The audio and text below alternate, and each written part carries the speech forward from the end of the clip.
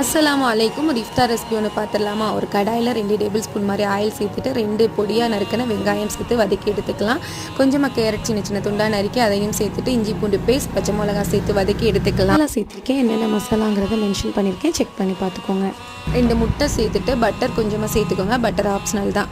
கொஞ்சமாக தேவையான அளவு உப்பு சேர்த்துட்டு கிளறிட்டு நம்ம மல்லி இலை தூவி தனியாக எடுத்து வச்சுக்கலாம். ஸ்டஃபிங் வந்து ரெடி ஆகிடுச்சு. மிக்ஸி ஜாரில் 1 கப் மைதா அல்லது கோதுமை உங்களோட விருப்பம் அதை சேர்த்துக்கோங்க. ஒரு முட்டை, உப்பு, மிளகுத்தூள், மஞ்சள் தூள் சேர்த்து இந்த மாதிரி ஒரு பதத்துக்கு மாவு ரெடி பண்ணி எடுத்துக்கோங்க. ஒரு டவாவில் வந்துட்டு தோசை மாதிரி லேஸாக ஒரு ஷீட் மாதிரி எடுத்து வச்சுக்கோங்க. நம்ம சமோசாக்கெலாம் எடுப்போம், அந்த மாதிரி ஷீட்ஸ் மாதிரி எடுத்து வச்சுட்டு இன்னொரு பவுலில் முட்டை வந்து அடித்து வச்சுக்கோங்க. இப்போது செட் பண்ணுறது தான், இந்த மாதிரி செட் பண்ணி எடுத்துக்கோங்க. லேயராக அந்த சீட்டை வந்து அந்த ஸ்டஃபிங் சீட்டு, அப்புறம் ஸ்டஃபிங் அந்த முட்டை இதெல்லாமே வச்சு எடுத்துட்டு ஒரு 4-5 நிமிஷம் மாதிரி அப்படியே தம்மில் போட்டு எடுத்தீங்கன்னா டேஸ்டியான ஒரு ரெசிபி ரெடி. இஃப்தாருக்கு கண்டிப்பாக ட்ரை பண்ணி பாருங்கள் ஃப்ரெண்ட்ஸ்.